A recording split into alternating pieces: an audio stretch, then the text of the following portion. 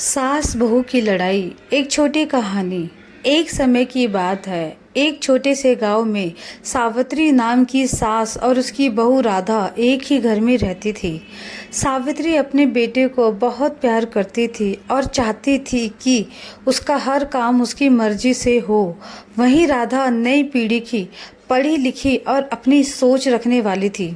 सावित्री हमेशा चाहती थी कि राधा घर के कामकाज वैसे ही करे जैसे उसने सालों से किया था। हर दिन सुबह उठते ही सावित्री राधा को काम करने लगने के लिए कहती, चाहे राधा को कोई ज़रूरी काम क्यों ना हो। राधा चाहती थी कि वह भी अपने तरीके से काम करे और घर के बाहर भी अपनी ज़िंदगी जी सके।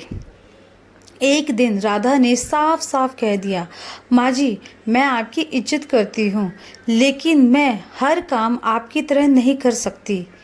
मुझे भी अपनी सोच और अपनी जिम्मेदारियों के हिसाब से काम करने दें। सावित्री को यह बात नागवार गुजरी। उसने सोचा, यह बहू तो सर चढ़ गई है। मेरे घर में मेरी मर्जी नहीं चलेगी। दोनों में हर दिन छोटी छोटी बातों पर लड़ाई होने लगी। कभी सब्जी के मसाले पर तो कभी कपड़े धोने के तरीके पर। घर का माहौल धीरे धीरे तनावपूर्ण होता गया। सावित्री को लगता था कि राधा उसकी जगह ले रही है, जबकि राधा बस अपनी जगह चाहती थी। एक दिन दोनों की लड़ाई इतनी बढ़ गई कि बेटे को बीच में आना पड़ा। उसने कहा, माँ, आप ही हमें सिखाती हैं कि हर पीढ़ी को अपने हिसाब से जीने का हक है। राधा भी अपनी जगह पर सही है। आप दोनों समझदारी से मिलकर घर चलाएं। लड़ाई से किसी का भला नहीं होगा। सावित्री ने सोचा, शायद मेरा बेटा सही कह रहा है।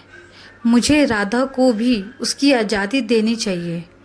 धीरे धीरे सावित्री ने राधा के तरीके को समझना शुरू किया और राधा ने भी अपनी सास की भावनाओं का सम्मान किया।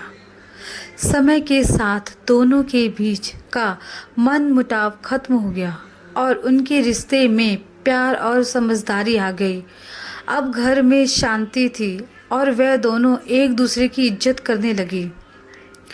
यही कहानी बताती है कि सास बहू का रिश्ता तभी मजबूत हो सकता है जब दोनों एक दूसरे की भावनाओं और सोच का सम्मान करें। धन्यवाद। अगर आप मेरे चैनल पर नए हैं तो please subscribe, like and share ज़रूर कीजिए। धन्यवाद।